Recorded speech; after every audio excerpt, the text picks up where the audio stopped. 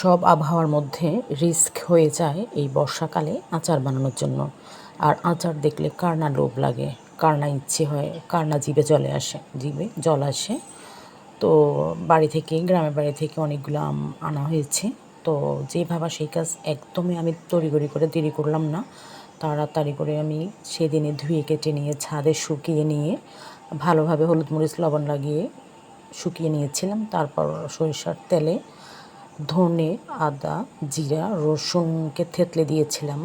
ওগুলা দেওয়ার পর একটু ভালোভাবে মশলাগুলোকে আমি একটু ব্লেন্ড করে নিলাম, গরম করে নিয়ে ভেজে নিয়ে আর কি। আবার অনেক বেশি যদি ভাজা হয়ে যায় তাহলে তো একদম মানে আচারটা ঘ্রাণটা একটু পোড়া পোড়া হয়ে যাবে। তো এটা যাতে না হয় আর কি, নর্মাল ভাজা। তারপর আমি আমগুলোকে মিলিয়ে নিচ্ছিলাম।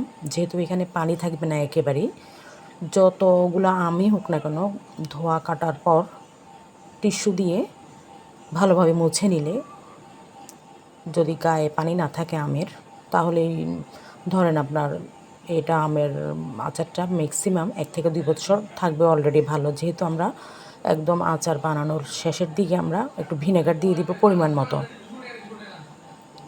প্রতি 1 কেজিতে আমি 1 চামচ দিয়েছি ভিনেগার। আর এই ভিনেগারটাই পুরোটা বছর আচার ভালো রাখবে। আর এটা হলো টক ঝাল, ভাত খিচুড়ি সব রকম রাইসের সাথে।